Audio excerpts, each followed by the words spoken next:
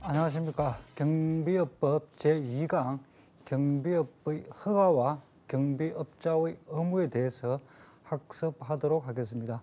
우리 지난 시간에 OT하고 특히 학습 전략이라든지 경비 업무의 종류에 대해서 배웠었는데 복습은 충분히 하셨으리라고 믿습니다.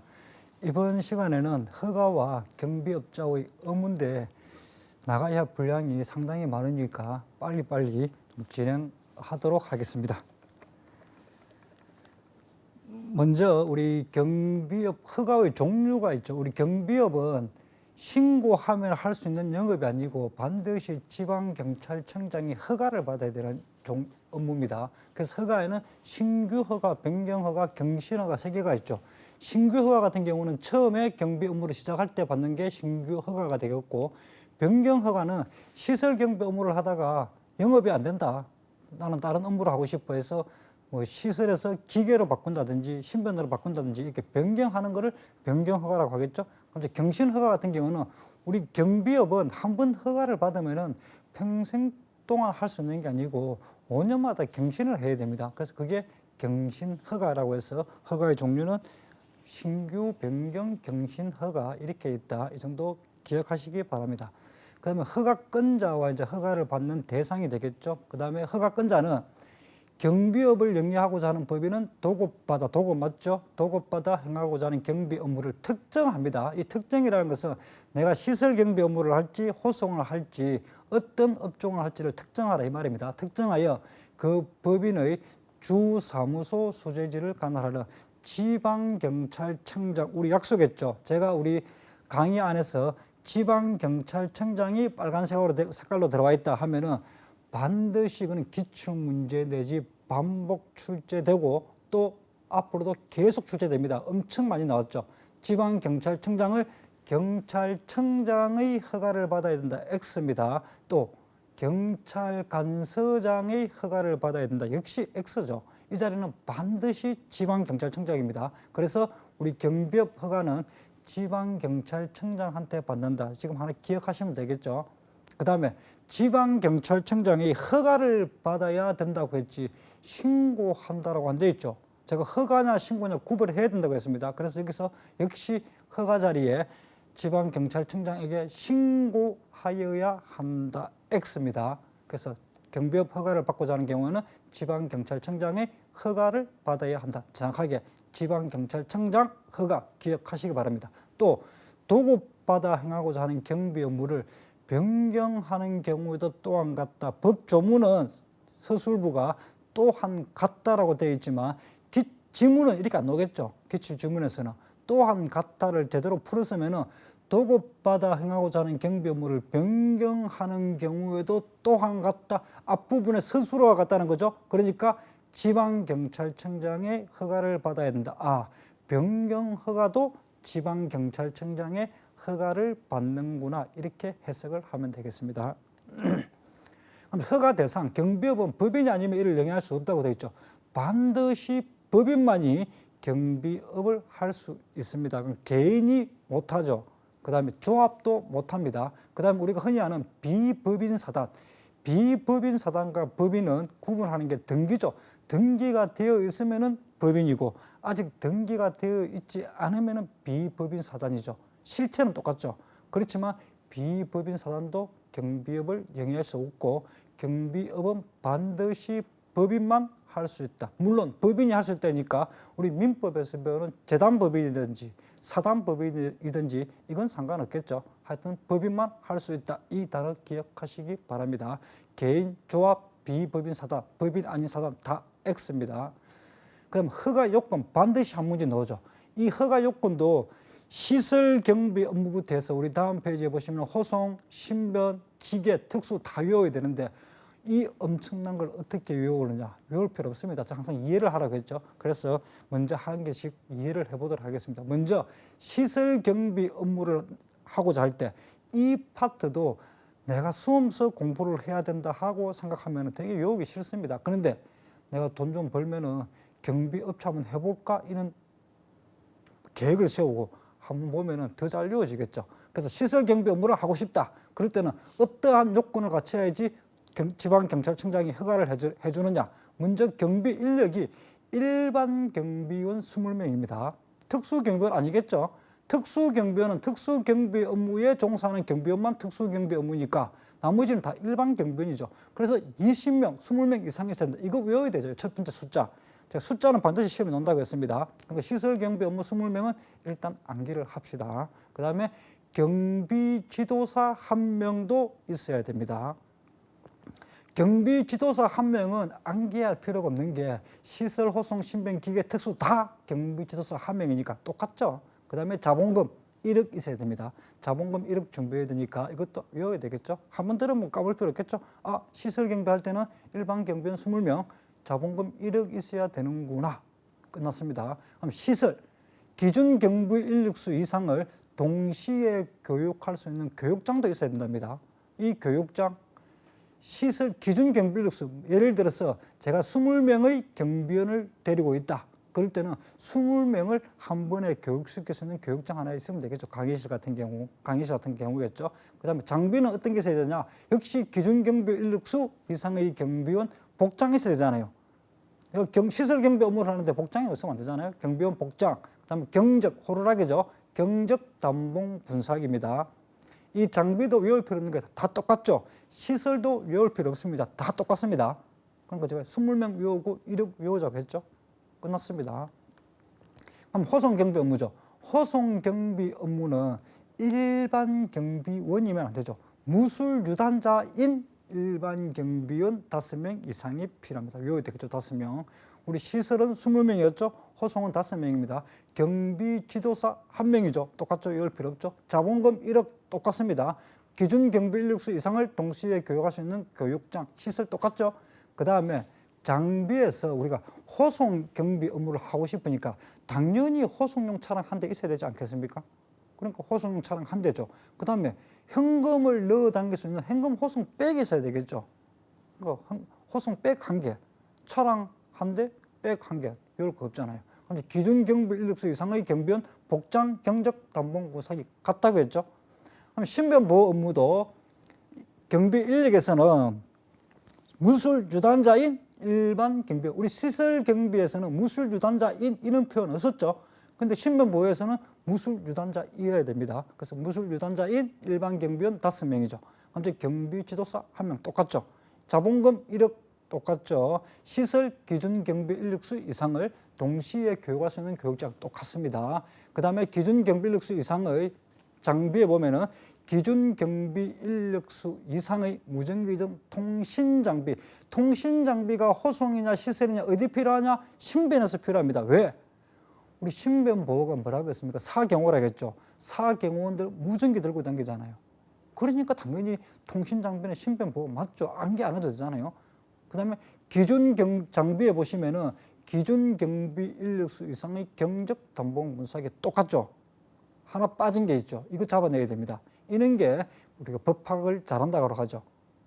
기준 경비 인력수, 호송 경비 업무에서는 기준 경비 인력수 이상의 경비원 복장 경적 담봉 분사기인데 신변에서는 복장이 빠져버리죠. 왜 그렇습니까?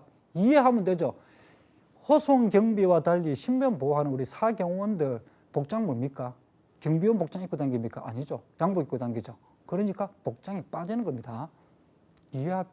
안 속아 넘어가겠죠. 신변 보호에서는 양복을 입고 다니니까 복장이 빠지고 무전기 들고 다니니까 통신 장비입니다. 또 호송 경비는 5명 맞죠? 제가 방금 발음을 어떻게 했습니까? 호송이라고 안 하고 오송했죠. 오송. 오송 경비 5명 외울 거 없죠. 한 번 하면 끝입니다. 신변 보호죠. 신변 보호라고 발음하지 마시고 신변 보호 업무 5명이잖아요. 그리고 무술 유단자들이 잘하는 게 뭡니까? 호신술 잘하죠. 무술 유단자들이 잘하는 게 호신술이니까 무술 유단자가 필요한 거는 호송하고 신변이잖아요. 암기할 필요가 없죠. 그냥 넘어가는 거죠. 그럼 신변 보호 업무 자본금 1억 똑같아야죠. 그래서 자연스럽게 오송 경비 5명, 신변 보호 5명, 호신술 잘하니까 호송하고 신변은 무술 유단자다. 끝난 거죠. 다음에 기계경비 업무는 또 좀 외워야 되겠죠. 전자통신 분야 기술 자격증 소지자 5명 포함한 일반 경비원 10명, 이거 조금 특이하죠. 전자통신 분야 기술 자격증 소지자 5명 포함 10명 좀 외워주시고, 경비지도사 1명 똑같습니다. 자본금 1억 똑같죠. 시설 기준 경비 인력수 이상을 동시에 교육할 수 있는 교육장 똑같으니까 외울 필요 없죠. 우리 기계 경비 업무 하면은 경비 대상 시설 외에 관제시설이 있어야 된다 했잖아요. 제가 정의 규정에서. 그러니까 역시 시설에서 관제시설이 들어오는 게 맞죠. 이 관제시설을 요건을 하는 거는 다른 업무가 아니고 기계 경비 업무 맞잖아요. 이해해야죠. 그 다음에 이 관제시설만 있으면 어떻게 마음입니까? 그 경비 대상실에서 침입을 감지하면은 송신하고 수신해야 되죠. 그러니까 감지장치, 송신장치 및 수신장치죠. 기계경비 업무죠. 당연한 논리잖아요. 외우는 게 아니라. 그 다음에 기계경비 업무는 출장소별로 출동 차량이 2대입니다. 2대. 우리 호송경비에서는 호송용 차량 1대만 있으면 됐잖아요. 근데 기계경비는 2대입니다. 2대. 1대가 아니죠. 왜 그러냐면은 한 대 출동해 보면 또 예비분 한 대 있어야 되잖아요. 그러니까 2대 있어야 되겠죠. 그것도 출장소 별로입니다. 별로. 우리 시험 문제 이렇게 나왔죠. 기계 경비 업무를 허가를 받고자 한다. 출장소가 서울, 부산, 강주에 있다. 출동 차량은 총 몇 대가 있어야지 허가를 해주느냐. 출장소 별로 2대니까 최소한 2대 이상이죠. 그러니까 서울, 부산, 강주 3군데 있으니까 2, 3, 6, 6대 정답이죠. 이거 틀릴 수가 없죠. 그래서 출장소별로 2대다. 마지막 특수경비원은 특수경비원이죠. 일반 경비원 아니죠. 우리 일반 경비원은 시설, 호송, 신변, 기계가 일반 경비원이고 특수경비만 특수경비원이라고 했잖아요. 20명. 특수경비와 시설경비는 똑같은 거죠. 일반 시설은 시설경비, 국가중요시설은 특수경비잖아요. 그러니까 역시 20명이잖아요. 똑같죠. 시설하고 특수가 똑같죠. 20명씩. 외울 필요 없고 인자 하나 외워야 될 거 나오죠. 특수경비 업무 자본금 3억입니다. 이건 좀 기억하셔야 됩니다. 시설, 호송, 신변, 기계는 1억이었죠. 특수가 3억입니다. 이거 논리적으로 생각하면은 기계경비 업무가 우리 보통 대기업들이 많죠. 제가 항상 예를 드는 게 S1이라든지 캡스라든지 KT라든지 다 대기업들이 하고 있죠. 그러니까 기계 경비 업무가 꼭 3억 같은 느낌이 있는데 기계가 1억입니다. 1억이고 특수가 3억이라는 거 조금 조심하시면 되겠습니다. 그럼 시설에서 특수 경비 업무의 시설은 기준 경비 인력수 이상을 동시에 교육할 수 있는 교육장 똑같죠? 배울 필요 없죠. 근데 특수 경비 업무의 장비에 보면은 기준 경비 인력수 이상의 경비원 복장 경적 담봉 분사기 시설 경비하고 똑같으니까 외울 필요 없죠. 하나 조심하실 것은 우리는 누구나 특수 경비원들은 소총이나 권총, 무기를 소지한다는 걸 알고 있습니다. 그렇다고 해서 특수 경비 업무 허가를 받을 때 요건에서 경비원 복장, 경적 담봉 분사기 무기 X입니다. 무기는 경비업자가 구입하는 것이 아니라 시설주가 구입하는 거죠. 인천공항에 특수경비원들이 배치되잖아요.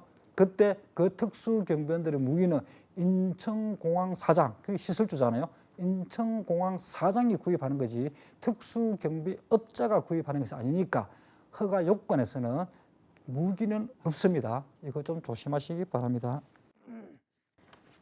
그럼 그 시설 등의 구비 요건을 좀 더 구체적으로 보면 자본금 같은 경우에는 1번 자본금의 경우에 하나의 경비 업무에 대한 자본금을 갖춘 경비업자가 그 외의 경비 업무를 추가로 하려는 경우에는 자본금을 갖춘 것으로 본다라고 되어 있죠. 우리 법에서는 간주한다와 같은 표현이죠.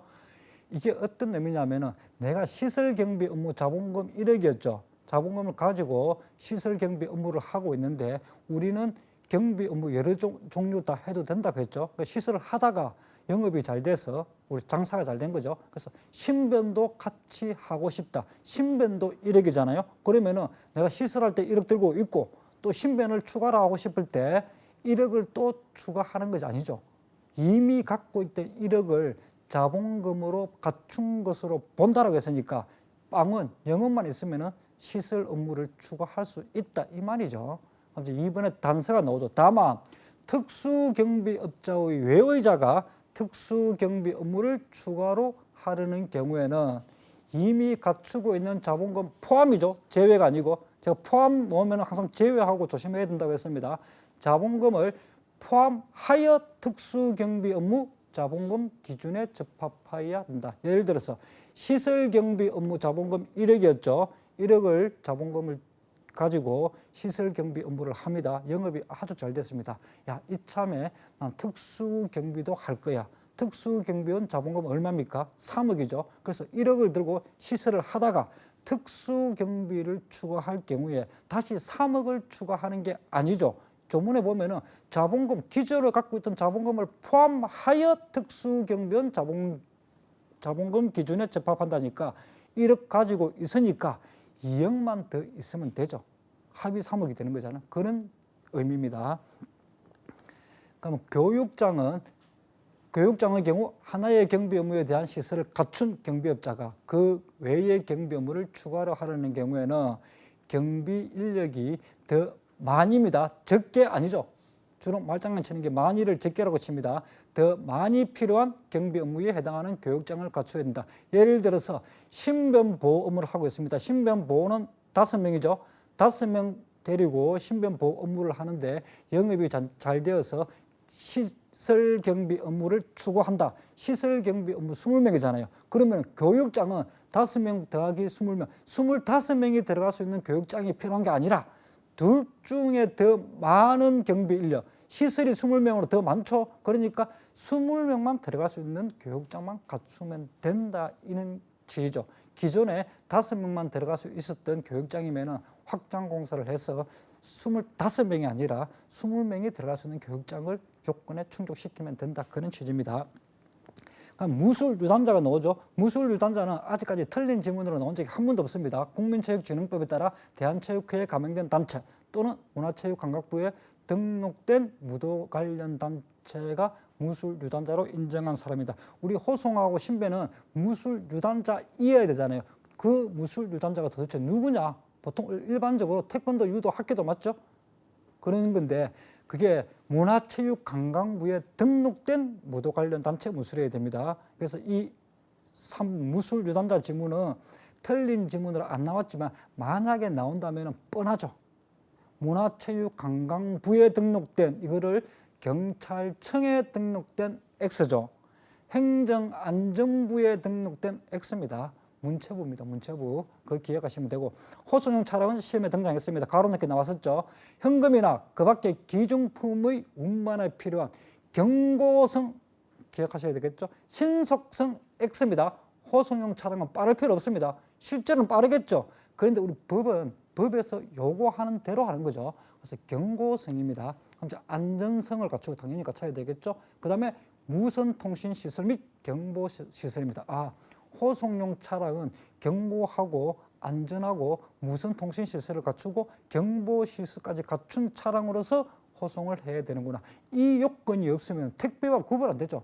우리 택배와 호송경비하고 뭐가 다릅니까? 택배도 물건 운반하는 거죠. 택배 차량은 경고성, 안전성 이런 거 갖출 필요 없습니다. 그런데 호송경비 차량은 반드시 이런 걸 갖춰야 되죠. 차이점이 있죠. 그 다음에 조심하실 게 신속성은 제가 아니라고 했고요. 무선통신시설이지 이게 CCTV 있죠. 영상녹화시설. 영상녹화시설 아닙니다. 물론 요즘에 일반 차량들 영상녹화시설 다 있잖아요. 다는 아니죠. 대부분 있죠. 호송용 차량이 영상녹화시설 당연히 있을 겁니다. 실무적으로. 그렇지만 그거는 법적 요건이 아닌 거죠. 그러니까 이때도 문제 나왔었죠. 영상녹화시설 및 경보시설 X입니다. 영상녹화시설은 옵션이죠. 옵션. 하고 싶으면 하는 거고 안 하고 싶으면 안 하는 거지만 무선통신시설은 반드시 갖춰야 됩니다. CCTV는 선택입니다. 그럼 현금 호송백, 현금이나 그 밖의 기중품을 운반하기 위한 이동용 호송 장비로서 경보시설만 갖추면 되죠. 우리 현금 호송백은 가방이잖아요.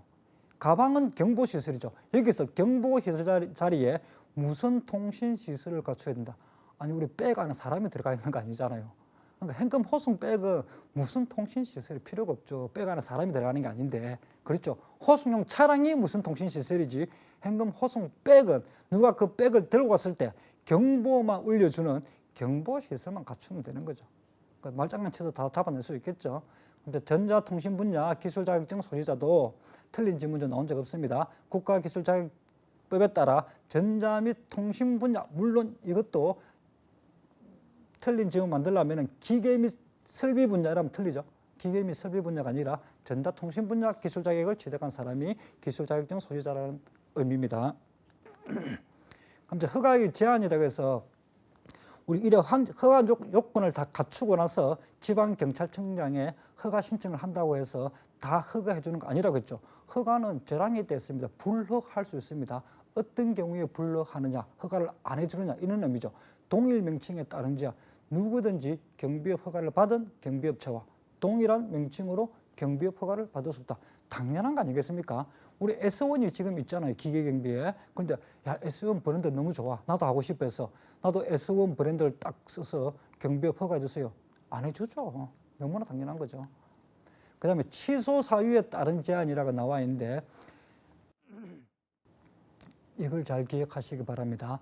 허가받은 경비 업무 외의 업무에 경비원을 종사하게 한 사유, 이 한 사유입니다. 그 다음에 소속 경비원으로 하여금 허가받은 경비 업무의 범위를 벗어나게 하게 한 사유, 두 개죠. 우리 경비업 허가 취소 사유는 되게 많습니다. 경비업법에. 물론 절대적 취소 사유도 8개나 되는데 그 중에서 이 딱 2개 사유죠.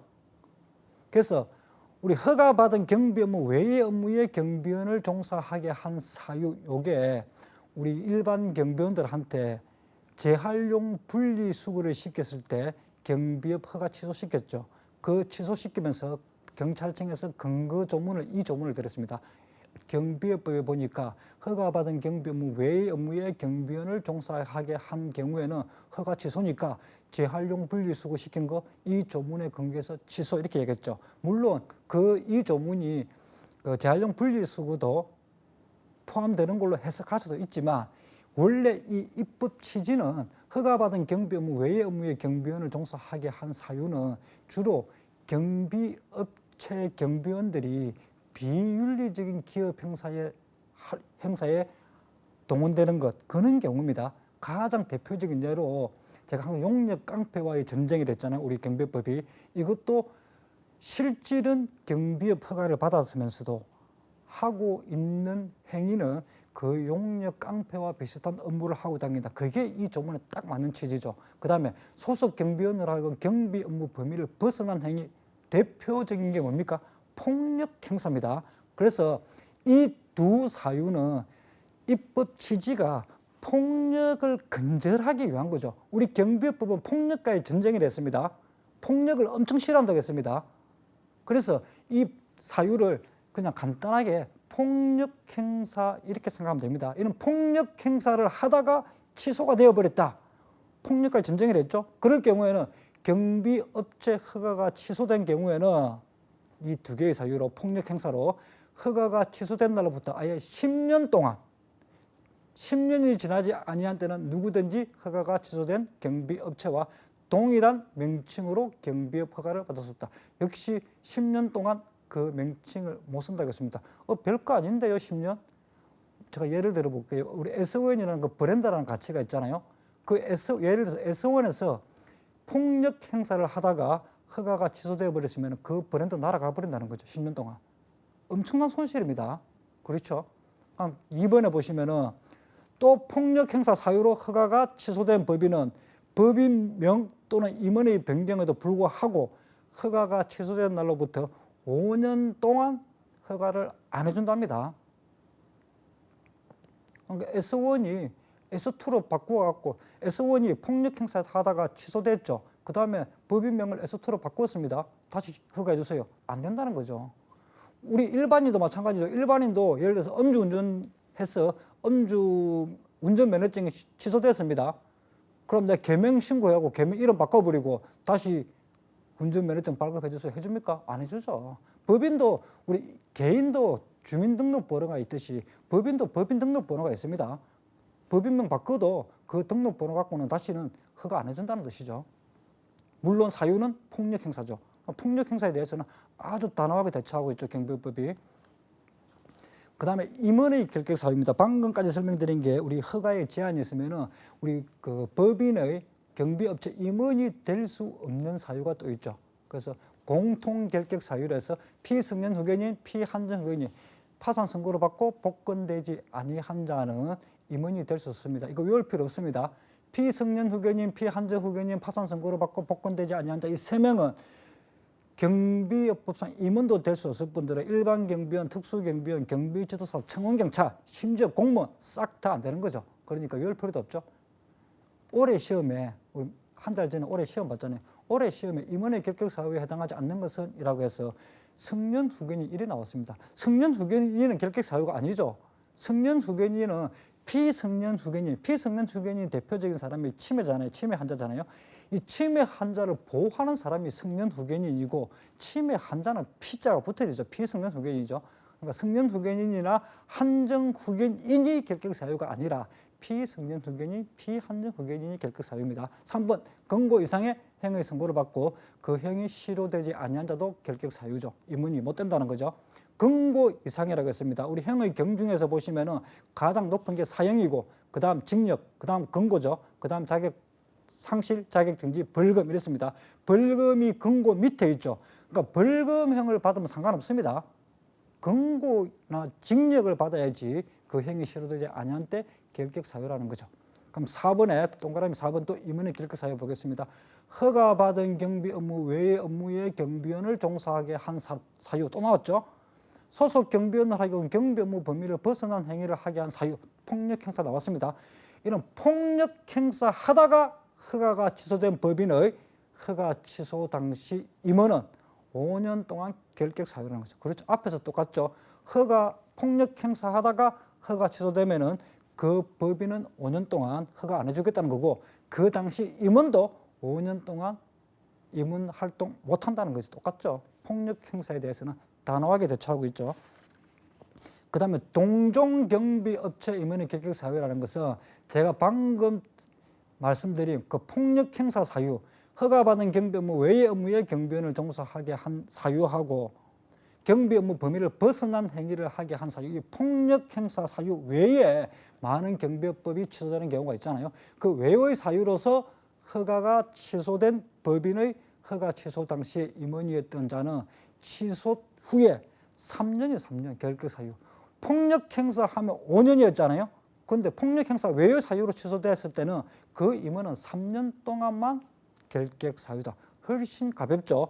그것도 3년이 지나지 아니한 자는 허가 취소 사유에 해당하는 경비 업무와 동종 같은 종류의 경비 업무 수행을 하는 법인의 임원이 될 수 없다고 했습니다. 그러니까 시설 경비 업무를 하다가 예를 들어서 취소됐다.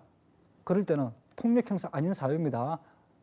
도급 실적이 안 좋으면 취소되죠. 도급 실적이 안 좋아서 취소됐습니다. 그럴 때 그 시설 경비 업무의 임원이 그러면 나는 시설카 내 카는 안 맞는구나. 그러면은 나는 호송 경비 업무의 임원이 될래. 가능하다는 겁니다. 3년 동안 결격인 것은 시설 경비 업무의 임원이 취소되고 같은 시설 경비 업무를 하는 임원이 될 수 없다는 거죠. 야, 너 시설 경비 해갖고 3년 동안 해서 시설 경비 업무 망했는데 똑같은 시설 경비 업무 또 하려고 안 돼 이거잖아. 3년 동안은 공부 좀 더 해와.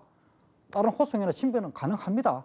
훨씬 강하죠. 그렇지만 폭력 사유를 하다가 취소된 법인의 임원은 동종이 아니라 모든 종류 5년 동안 다 안 되죠. 폭력에 대해서 엄격하게 대처하는 거죠. 3번 특수경비업체 임원의 결격 사유. 우리 특수경비업체는 국가 중요 시설이다 보니까 다른 경비업체보다 임원의 결격 사유가 더 엄격하죠. 그래서 경비업법이나 대통령 등 경우에 관한 법률에 위반하여 권고가 아니죠. 벌금형이죠. 벌금형만 선고받아도 3년 동안 특수경비업체 임원이 될 수 없습니다. 벌금형 선고받아도 조심하시겠죠. 특수경비업체 임원이 될 수 없다는 거지 시설이나 기계나 다른 경비업체 임원은 될 수 있습니다. 특수경비업체 임원만 될 수 없다는 거 조심하시기 바랍니다. 당연히 3년 벌금형 기억하셔야 되죠. 허가 절차는 좀 빨리 지나가도록 하겠습니다. 우리 허가를 신청할 때는 먼저 경비업 허가를 받으려는 경우에는 허가 신청서가 있어야 되겠죠. 변경할 경우는 변경 허가 신청서겠죠. 경신할 때는 경신 허가 신청서겠죠. 그래서 허가 신청서에 행정안전부령이 정하는 서류를 첨부하여 법인의 주 사무소를 관할하는 지방경찰청 기억하셔야 되죠. 왜냐? 허가권자는 지방경찰청장이죠.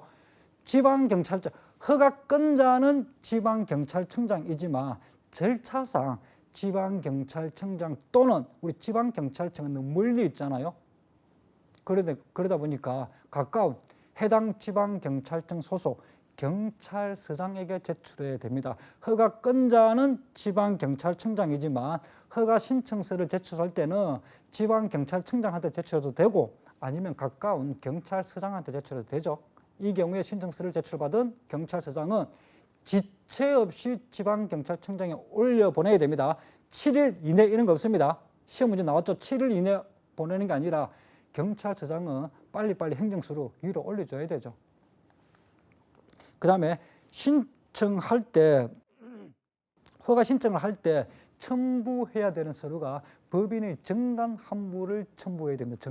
정관에 보면은 그 법인이 시설 경비 업무를 하는지 어떤 경비 업무를 하는지 특정되어 있겠죠. 그 확인하기 위해서 정관 한부를 첨부해야 되고 범인 임원의 이력서 한부도 첨부해야 됩니다. 이력서 왜 첨부합니까? 임원의 결격 사유 조회해야 되겠죠. 그래서 이력서, 경비 인력 시설 및 장비의 확보 계획서도 한부 처음부터 확보해도 됩니다. 경비 인력이나 시설을 확보해도 되지만 만약에 확보하지 못했으면 확보 계획서를 제출하면 됩니다. 그래서 정관 이력서 확보.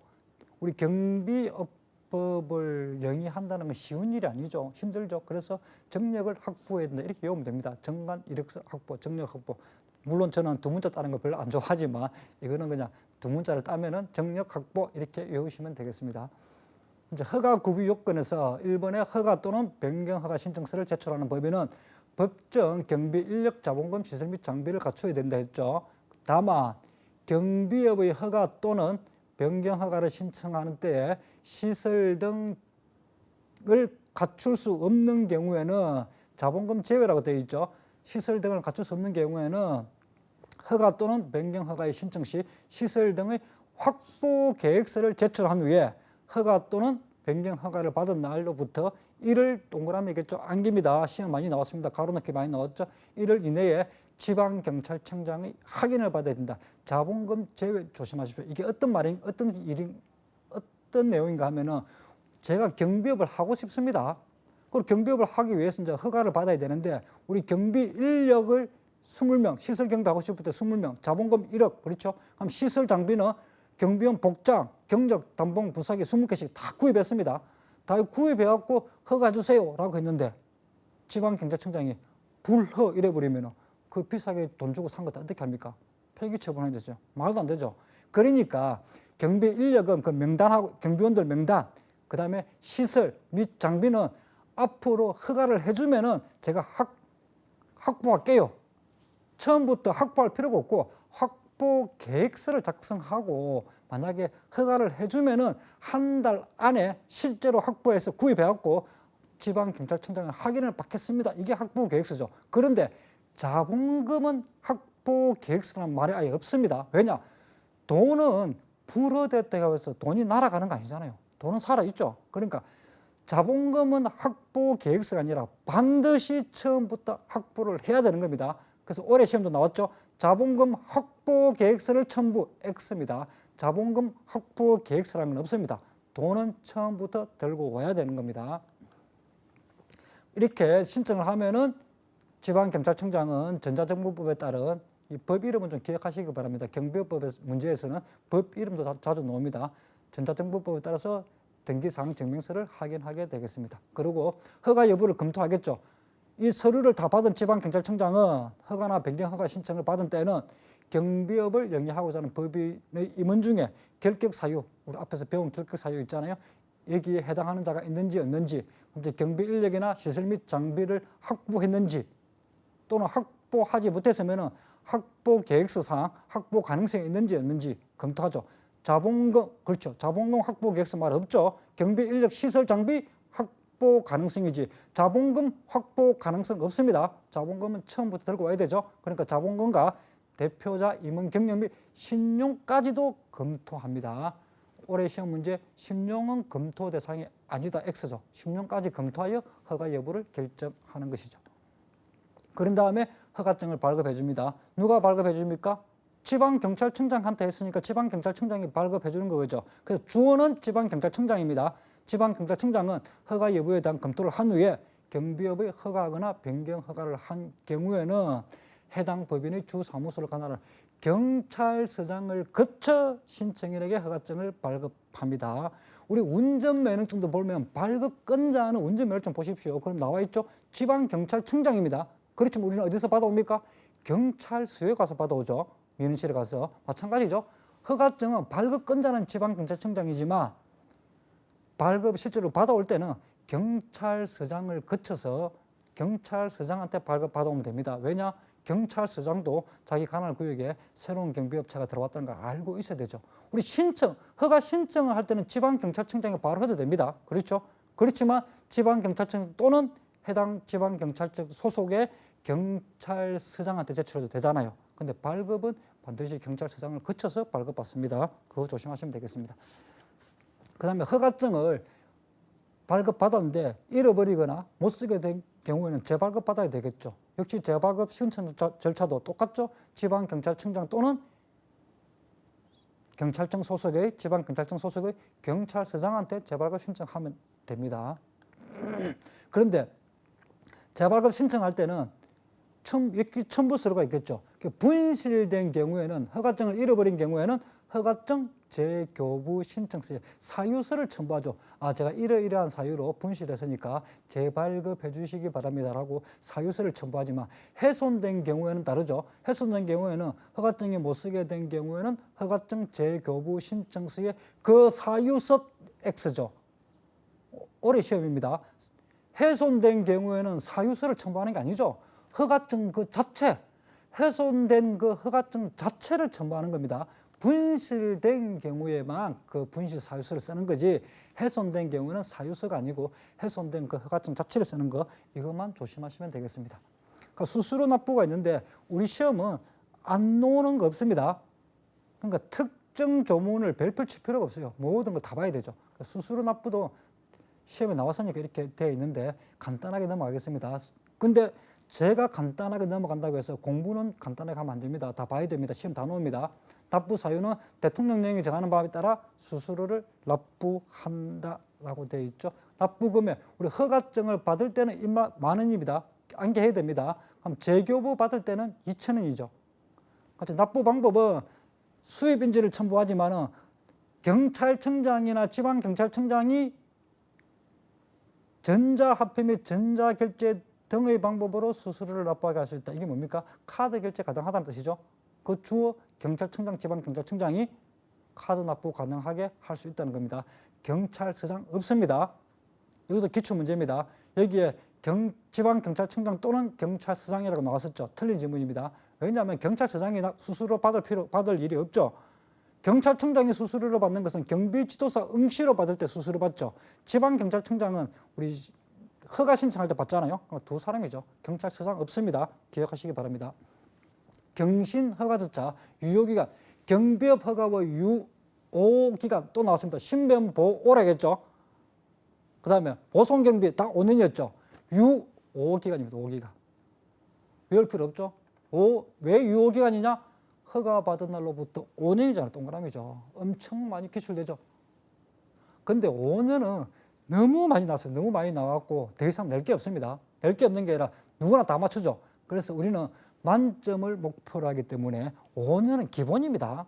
5년 암기는 기본이고 허가받은 날부터 기억하시기 바랍니다. 5년 숫자는 그대로 두고 허가를 신청한 날부터 5년 X입니다. 너무 숫자만 외우다 보면은 앞에 단어를 놓쳐버립니다.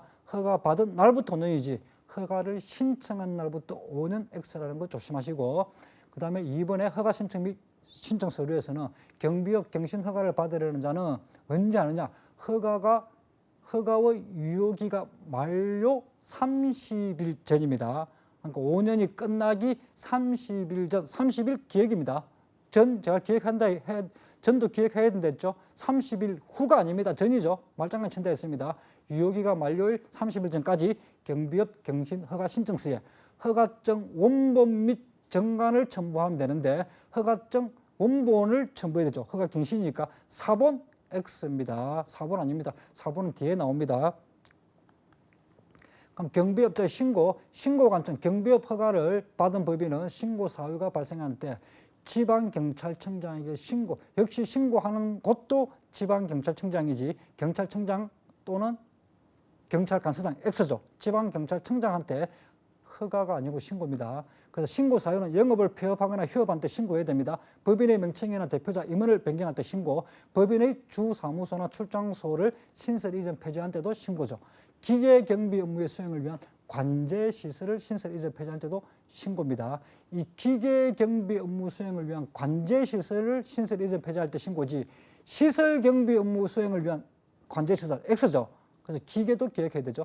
그럼 특수 경비 업무를 개시하거나 종료할 때도 신고입니다.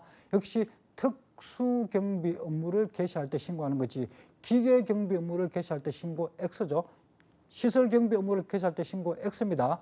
그 다음에 그 밖에 대통령령이 정하는 중요사항을 변경할 때, 이게 정관의 목적을 변경할 때도 신고입니다. 그래서 이 신고 사유가, 우리가 허가 사유는 신규 허가, 변경 허가, 갱신 허가 있죠. 그럼 신고 사유는 영업, 폐업, 휴업 신고, 영업, 폐휴 신고입니다. 이제 법인의 명대 임정 변경 신고죠. 주사무소, 출장소, 기계경비 업무의 관제시설, 주출기간 신입회 신고입니다. 신설 이전 폐지, 특수경비 업무의 개시 종료 신고죠. 특수개종 신고, 이게 좀 입에 붙어야 됩니다. 그래서 이걸 몇 번 연습하십시오. 영업 폐휴 신고, 명대 임정 변경 신고, 주출기간 신입회 신고, 특수개종 신고죠. 영업 폐휴 신고는 7일 이내 하는 거죠. 외워야 됩니다. 7일. 명대 임정 주출기간 신입회 신고, 특수개종 신고는 30일이죠. 이 한 페이지에서 나올 수 있는 경우의 수가 엄청나게 많죠.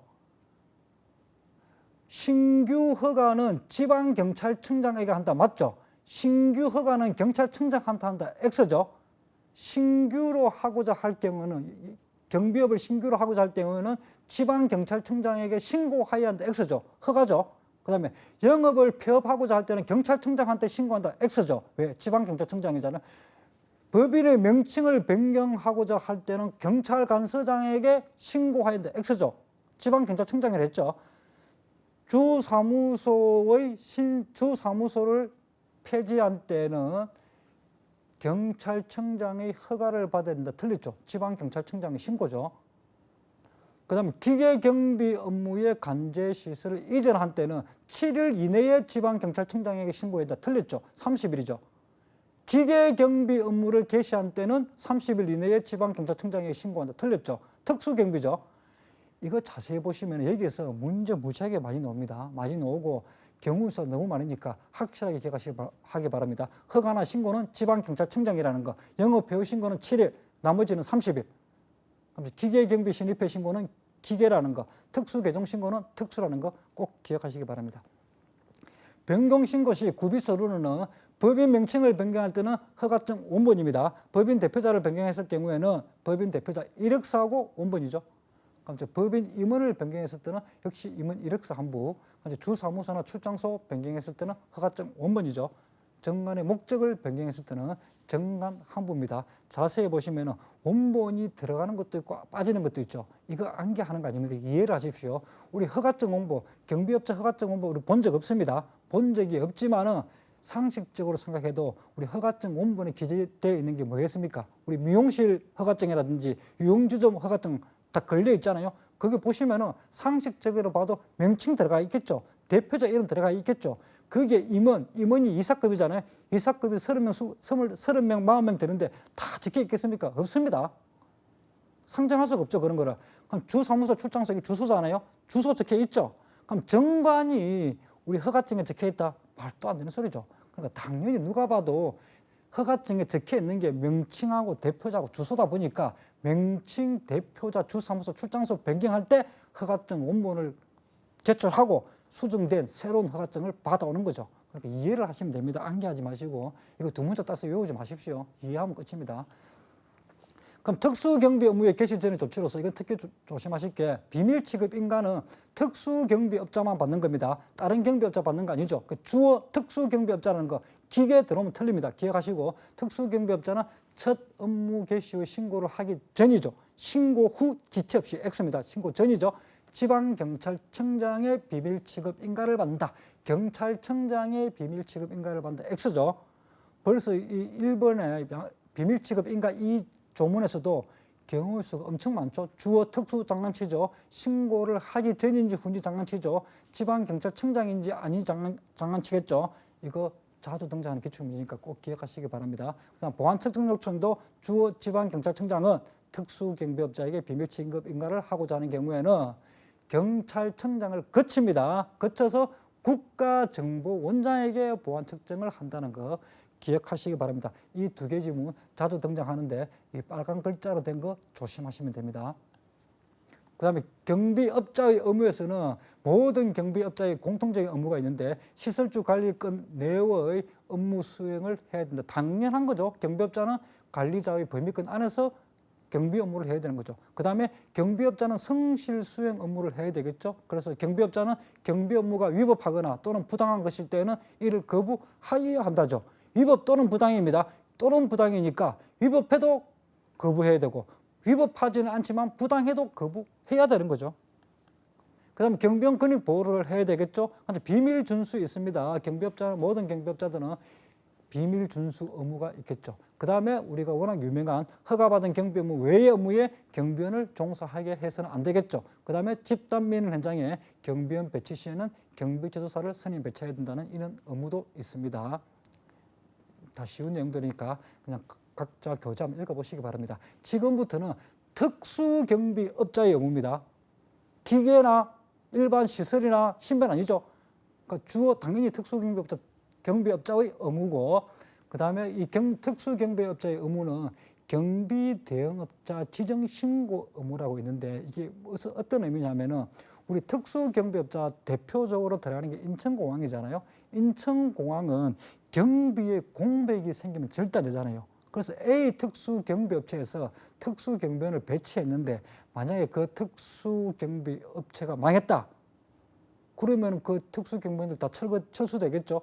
그러면 인천공항은 경비에 공백이 생겨버리자. 큰일 나죠. 우리 다른 시설하고는 다르죠. 특수경비는 국가중요시설이잖아요. 그래서 그걸 방지하기 위해서 특수경비업자가 들어갈 때는 인천공항에 들어갈 때는 반드시 만약에 내가 경비 업무를 수행하기 못하는 도산이 된다든지 이런 경우가 있을 때는 내 외에 대타죠. 대타가 바로 투입될 겁니다는 그런 대타를 지정하는 게 대응업자 지정 신고 의무입니다. 이해되시죠? 그래야지 만약에 A 특수경비업자가 도산됐다. 그러면 B 경비업자가 바로 투입되는 겁니다. 그런데 B 특수경비업자는 처음부터 들어가는 게 아니죠. 대응업자니까 A가 문제가 생겼을 때 투입되는 겁니다. 그게 1번 내용이죠. 그래서 특수경비 업무를 수행하는 경비업자, 특수경비업자 맞죠? 특수경비 업무에 개시 신고를 하는 때는 국가중요시설에 대한 특수경비 업무의 수행이 중단되는 경우에 대비하여 시설주의 동의를 얻어서 다른 특수경비업자 중에서 경비 업무를 대행할 자, 이게 경비대행업자죠.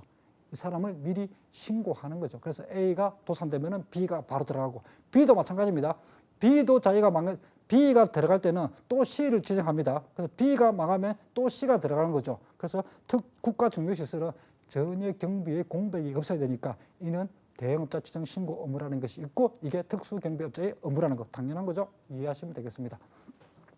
그래서 업무 중단 시 경비 대행업자 통보 및 대행업자의 인수 의무, 특수경비업자는 국가중요시설에 대한 특수경비 업무를 중단하게 되는 경우에는 미리 이를 경비 대행업자에게 통보하고, 그럼 통보를 받은 대행업자는 7일 이내에 있는 거 없죠? 즉시 투입이죠. 즉시 인수입니다. 맞죠? 그 다음에 겸업금지 의무는 우리 경비법은 개정되기 전에 경비법은 모든 경비업자는 겸업금지 의무, 그러니까 경비 업무만 하지 다른 업무, 유흥주점 업무 이런 거 못했습니다. 그래서 경비업자들이 헌법소원을 제기해버렸죠. 우리 직업 선택의 자유를 너무 침해한다. 우리 경비업자도 다른 거 좀 하게 해줘 이렇게 했죠. 그래서 헌법소원을 제기해서 이겼습니다. 헌법재판소에서 위헌 때려줬죠. 그래서 경비업자도 지금은 누구나 겸업 금지가 아니로 다른 업무도 할 수 있습니다. 경비업을 하든지 다른 유흥주점을 하든지 심지어는 나이트클럽을 하든지 아무런 문제 없습니다. 그러나 헌법재판소에서 뭐라고 했습니까? But beauty, but 특수경비업자는 안 된다는 거죠. 다른 경비업자들은 개업을 해도 상관이 없지만 특수경비업자는 안 된다. 왜? 이유 하나죠. 우리 특수경비 업무를 이해할 때는 항상 국가중요시설 내지는 무기를 생각하죠. 특수경비원들은 무기를 들고 다니기 때문에 특수경비업자는 경업금지 의무가 그대로 유효합니다. 그래서 특수경비업자들은 경업을 못한다고 되어 있고 주가 특수경비업자라는 거 기억하시기 바랍니다. 그 다음에 양가로 이번에 특수경비업자가 할 수 있는 영업이 경업 금지지만 그래도 몇몇 종류는 특수경비업자도 할 수 있다고 법에서 규정하고 있습니다. 이게 우리 교재마다 다 나와 있습니다. 나와 있으니까 이거 앞 뒤가 똑같죠. 그래서 좀 비교하면서 좀 눈여겨보시기 바랍니다. 전기장비 제조업이니까 해당 영업도 역시 전기제조업 이렇게 나오죠. 좀 기억하시고. 그럼 지금부터는 기계경비 업무의 경비업자의 업무죠. 기계경비업자의 업무는 대응체제 구축 업무죠. 기계경비업자는 경비대상시설에 관한 경보를 수신한 때는 신속하게 그 사실을 확인하는 등 대응 조치를 취하는 거 맞죠? 그 다음에 밑에 보시면은 기계경비업자는 관제시설 등에서 경보를 수신한 때는 경보를 수신한 때부터 25분 이내에 도착할 수 있습니다. 이 25분 동그라미죠. 엄청 많이 나왔습니다. 너무 많이 나와서 이제 못 나오죠. 물론 이 25분 이내에 도착한다고 해서 면책 규정 아닙니다.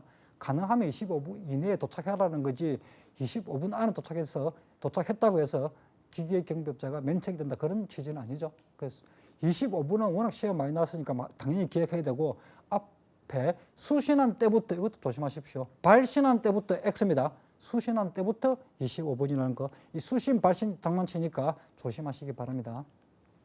그다음 오경보 방지 설명 의무. 기계경비업자가 계약경비를 체결할 때는 오경보 방지를 위하여 우리 고객한테 계약 상대방 고객이죠. 고객한테 기기 사용 요령 등을 설명해야 됩니다. 설명할 때는 반드시 서면 또는 전자문서를 교부하는 방법에서 설명하는 거지 구두로만 설명하면 땡 아닙니다. 반드시 서면으로 교부해야 된다는 거 조심하시기 바랍니다. 그리고 기계경비업자가 그 계약 상대방 고객하고 계약을 할 때는 손해배상 범위에 관한 사항도 역시 교부해야 됩니다. 중요한 내용이잖아요. 그 다음에 이 네모 박스 밑에 있는 박스는 기계경비업자가 서면으로 교부하는 거니까 우리 고객, 계약 상대방이 집에 보관하는 거죠. 그 다음에 다음 편에 나오는 이 서류들은 기계경비업자가 자기들이 출장소에 보관하는 서류입니다. 4개죠. 4개이다 보니까 섞어서 출제를 많이 합니다. 그래서 헷갈리기를 하는데 이것도 이해를 하면은 쉽습니다. 1번에 보시면은 이거는 고객이 갖고 있는 거죠. 당해 기계경비 업무와 관련된 관제시설 및 출장소의 명칭이죠. 이 고객은 관제실과 출장소의 명칭이 궁금한 거잖아요. 어디 있는지. 우리 집에 도둑놈이 들어왔을 때 관제시설이 얼마나 멀리 떨어져 있느냐 이게 중요한 거기 때문에 이걸 알고 싶은 거지. 경비 대상 시설의 명칭 알 필요 없잖아요. 경비 대상 시설은 우리 집이잖아요. 그렇죠? 그러니까 관제시설이 당연히 얘기에 들어오는 게 맞죠? 이번에 기계경비업자가 경비 대상 시설에서 발생한 경보를 수신한 경우에 경보음을 수신했을 때 기계경비업자가 어떠한 액션을 취할지 이거 궁금하잖아요. 고객 입장에서는. 그러니까 이것도 2번도 고객이 갖고 있는 거 맞죠? 3번 기계경비 업무용 기기 중에서 설치 장소 맞죠? 우리 집 어디에 CCTV가 설치되어 있는지 내가 알아야 되겠죠. 설치 방법 X죠. 내가 방법 알 필요 없잖아요. 그 다음에 4번째 오경보 발생 원인 알아야 되겠죠. 어떻게 하면 오경보가 발생하니까 조심해야 되잖아요. 우리 집에서. 그러니까 오경보 발생 원인 맞습니다. 그럼 송신기기는 우리 집에 붙어있는 고객의 집에 붙어있는 기기가 송신기기잖아요. 이 기기의 유지관리 방법을 내가 좀 알고 있는 게 좋지.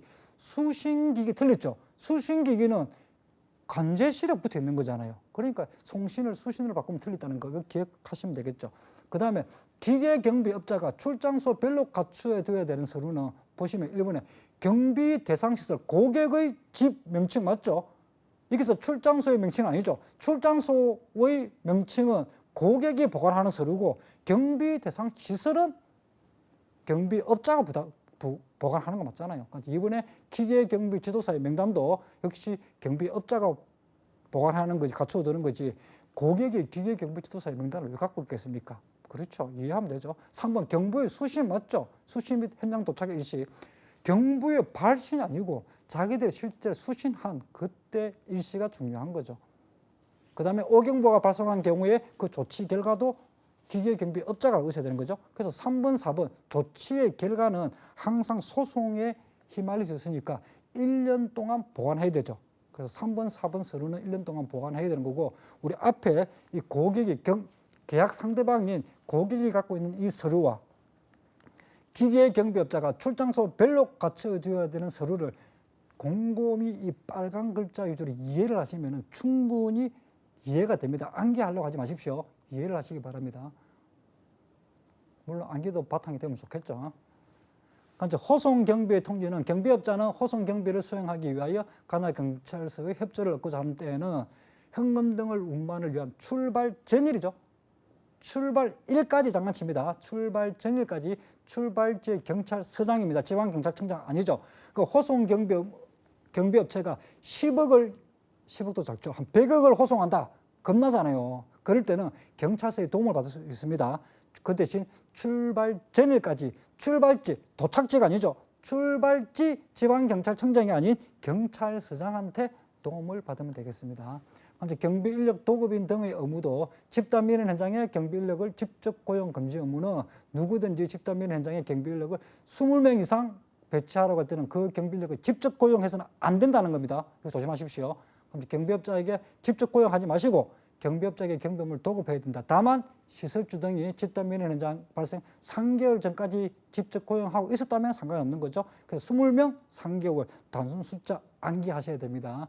그 다음에 무허가업자에 대한 경비 의무, 도급 금지 의무 이런 것도 있고, 무자격자에 대한 채용 관여 금지 의무 이런 것도 워낙 쉬운 내용들이니까 각자 가진 교재를 보시면서 한번 읽어보시기 바랍니다.